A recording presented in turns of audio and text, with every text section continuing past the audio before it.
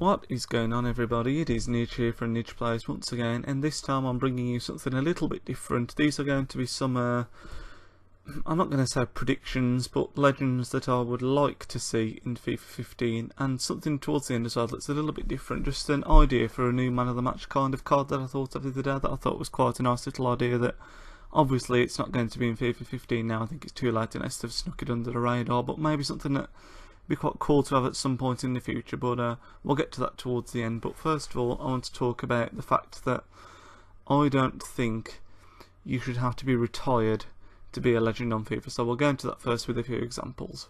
So here are a few players that, unless I'm unaware of it, they're not retiring, and the players that I would still class as legends. Now, the examples I've chucked in are Didier Drogba, who's definitely not retired because he's actually linked to going back to Chelsea at the moment. Carlos Puyol, I know he was linked to with Barcelona, perhaps going to somewhere like Qatar, but I've seen in other places that he's staying. I don't think he's going to be retiring anyway. And the other one is Totti, he's a player that's been at Roma pretty much his whole career, and again getting on 37 now, and I'm pretty sure in real life they've actually got him under contract until he turns 39, which is pretty crazy. But yeah, these are all examples of players that I think, despite the fact they're not retired, they could still be classed as legends in the game. Now, I've just predicted it on the top, like their card for next season. I've downgraded it a little bit because obviously getting a bit older and whatnot, and I put underneath what I consider to be their card, a card that reflects their prime in their career.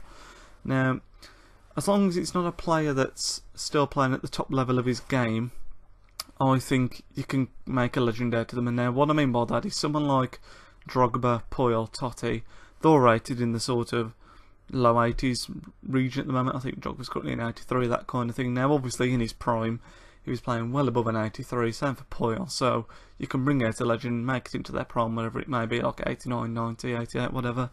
Whereas if it's someone like Philipp Lahm, you can't really give him a legend, because even though he is a legend, he's already in 87, and he's still probably playing at about the height of his potential. So, that's what I mean by that. So, I think as long as a player has come down and they're classed as a legend by a lot of people, and it's hard to class someone as a legend. Another example, someone like Frank Lampard, not playing at the height of his career anymore, not retired either, a low 80s now. You could easily bring out a card reflecting him in his prime at like an 88, 89 level of game, but that's what I mean by that, and that'll reflect in some of the cards that I've shown here. Now, the first two, obviously two players that have long retired now. I say long retired, not long retired at all. David Beckham only recently retired, but David Beckham on your left and Zinedine Zidane on the right. Now, I was going to make this a sort of a versus between each slide, so you could pick whether you choose either David Beckham or Zidane. But we got three legend slides here, so what I'm going to say is I want you that are watching, out of the 6 that I show, you can pick any 3. So, say you wanted Beckham and Zidane, you'd have to drop 2 off another slide, if that makes sense. That'll be interesting to see who you guys pick on the whole, but yeah. First of all, we are going with David Beckham and Zinedine Zidane. 2 central midfield players that both were very prominent in the 90s. You can see, obviously, we all know Beckham most famous for his time at Man United, but he's also played at LA Galaxy, AC Milan, Real Madrid, PSG. Zinedine Zidane with a few less clubs. Started off his career in France. It's a sort of amateur level team, and then moved on to Bordeaux.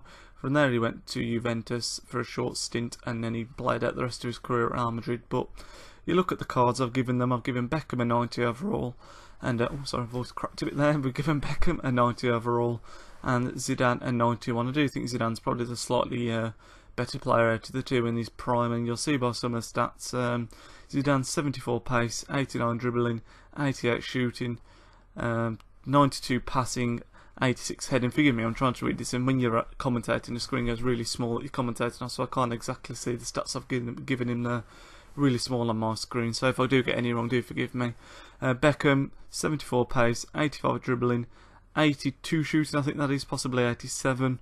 Yeah, 87 I think it would have been. 98 passing, because you've got to be giving that big 98% passing to Beckham. I mean, has there ever been a better passer than David Beckham in the game of football? I don't think so. And then just average defending and heading stats really on the whole. But you look at their career stats. Beckham played 714, Zidane 723. It's quite close actually. That goals 122 Beckham, 143 Zidane, and assists 143 Beckham, 92 Zidane. Look at some of those honours. Beckham won 6 Premier League titles, 1 La Liga, 1 MLS Cup, 2 FA Cups, 1 European Cup and 1 Intercontinental Cup. Zidane with a bit more of a widespread variation in his honours. He's got 2 Serie A's, 1 La Liga, 1 European Cup, 2 European Super Cups, 2 Intercontinental Cups, 1 Euro Championship with France, 1 World Cup with France from '98, 3 FIFA Player of the Year awards, 1 World Soccer Player of the Year award, and 1 European Player of the Year award. So looking at those cards and what you know about those players, it'd be interesting if you let me know, obviously, who you would pick. If you're not going to pick both of them, obviously, like I explained earlier. But 2 players that have had really illustrious careers and 2 real greats of the modern game. I'm surprised weren't in there already to have some sort of legend card in the last FIFA. I don't know why they wouldn't, but I'll let you pick between those 2. And we're moving on now to Kaká and Ronaldinho. Now these 2 are both obviously Brazilians. Both very similar players in the fact that they are cams, but I think on the whole Ronaldinho shades in by 2 Kaká. So we've given Ronaldinho the 91 and Kaká the 89.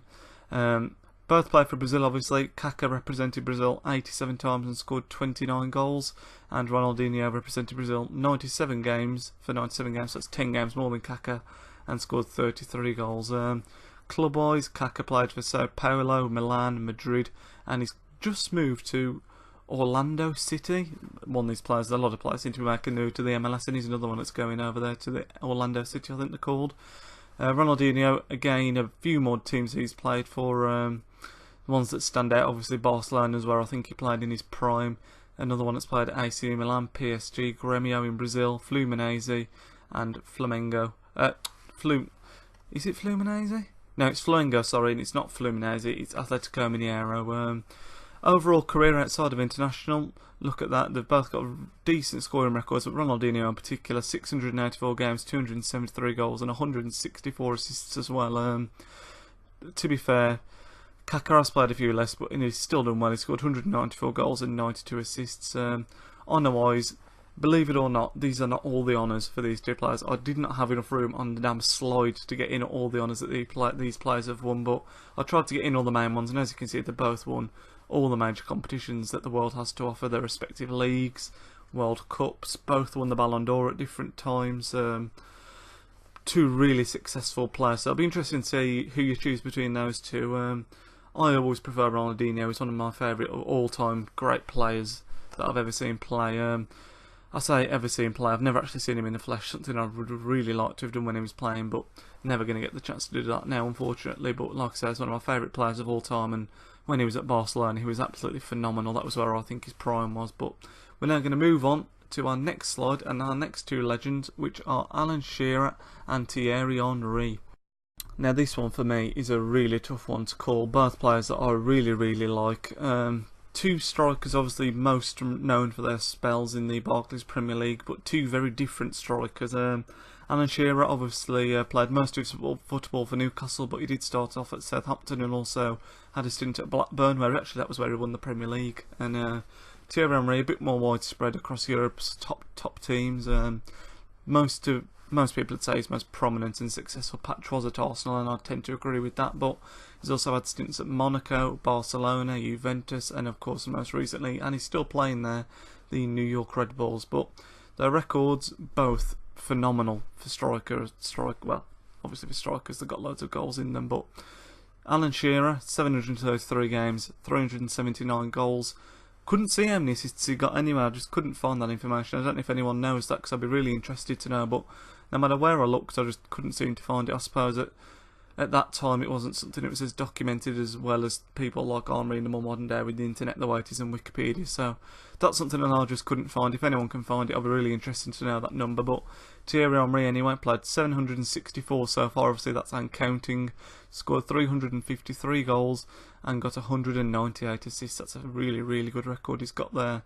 Like I said, 2 very different kind of strikers. Henry more pacey, I'd say probably got a bit of a, more dribbling behind him. He's a bit more his game revolves more around techers and beating a man just blind pace, but then he's also got a phenomenal finish at the end of that. Obviously his technique's also really good.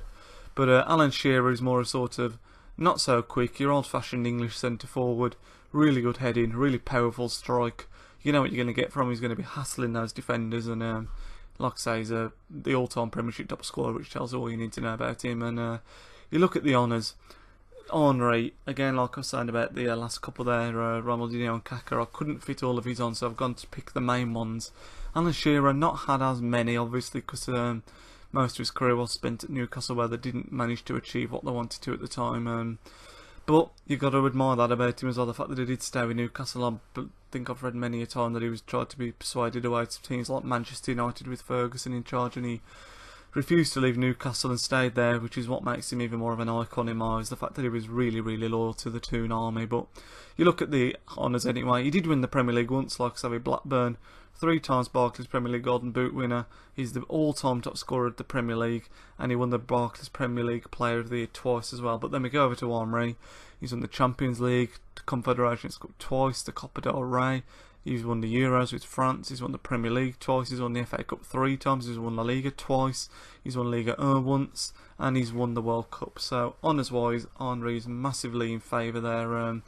But 2 players, and I still think it's very difficult to call between the two, that are phenomenal strikers. But like I said, they're both players that the fans really like as well, as far as I'm aware. They're real, like, sort of good, honest professionals. So, be interested again to see who you're going to choose out of those lots. So, your overall choices, you've got Henry, Shearer, Ronaldinho, Kaka, Beckham and Zidane, and I'm only going to let you pick 3 of them. So let me know who you pick in the comments, and we'll be interested to see how that goes. Right, next we're going to move on to my idea for a new type of card on FIFA. Now this will be interesting to see what you make of this. So there you go. I call it the historic man of the match card. Now I think it'd be really, really cool if you could get, like, the examples I put on the screen explain it better than I can explain it really. Like the man of the match David Beckham card from that game in Greece in 2001, or the Zinedine Zidane man of the match card from the World Cup final in 1998, or the last example is the Didier Drogba man of the match card from the Champions League final just a couple of years ago in 2012. How cool would it be if, like, I don't know the exact dates of these things, but say it was Team of the Week July, and on this week in July was the week where Zidane had played that World Cup final and obviously put in that phenomenal performance, carrying France, scored 2 headers. So as well as the team of the week that week, I'm doing a lot of hand movements here trying to explain it. I don't know why, because nobody can obviously see my hands at the moment, but yeah, so that week in July was the same week that Zidane, but obviously in the past, had done that in the World Cup final. So they could have your standard team of the week, and then as like your bonus card, instead of a legend that week perhaps, you could have the Zidane man of the match card from the World Cup final. Now I think that'd be really, really cool, and there's loads of different, obviously, players you could use. Some of them could currently still be playing, like Drogba, that's why I put him in there for your sort of Champions League final. Or then you could use some of the legends that are in the game. So I'm trying to think of a legend, say someone like that's already a legend in the game, like Figo had a really good game at some point, and which I'm sure he did, but you know what I mean, like Figo had like a legendary match at some point. You could chuck in like a souped up legend card, so God knows how much these things would go for in the market. They'd be the most expensive cards in the game, I'd imagine, but I just think it'd be really, really cool to sort of celebrate these iconic performances or iconic matches if you could put in, like Gerrard, and sort of a historic man of the match Gerrard from the Liverpool Champions League final where they came from 3-0 down. That's another one you could use. So there's lots of examples I can throw out there, but I just thought that was a really cool little idea to even boost not just the legends but some of the current players as well, and put them like a really, really souped up card to represent their great iconic match that they had. I think that's a really nice idea, but you'll have to let me know what you think. I hope I've done a good job of explaining what I mean there. I think the cards on screen and the little writing above them explains it more than I can, but that's the idea, and it'd obviously be, like I said, probably the best cards on the game, because even it'd be like the legends taken to the next level. But like I say, I think that's a really nice idea, and something that I think could be really well accepted in the community and would work really well in the game. I think it'd be amazing if you could build a team of these players that had these performances, so you could have like an England team with like that Greece Beckham in there, or even you could like make a sort of France team with the Zidane in there. I don't know what I'm saying, these really obvious examples, but you know what I mean. You could make an incredible team. Imagine like legends with these historic man of the match cards chucked in there as well. You'd have some insane teams. But that was my little idea, and I hope you all like that. You'll have to let me know what you think, whether you think that's a viable thing that EA could do, or whether you think that's just going a bit over the top with the legends. I don't know, but it was something I thought of, and I thought, actually looked around as well, and I couldn't see anyone else that had thought of this, so I'm claiming this as my idea if this ends up coming onto FIFA at some point in the future. You heard it here first, people. But that's actually going to be the end of this episode. It's actually run on a lot longer than I thought it was going to. I've ended up talking for probably the longest I've done so far since starting this commentary, so bonus point for me.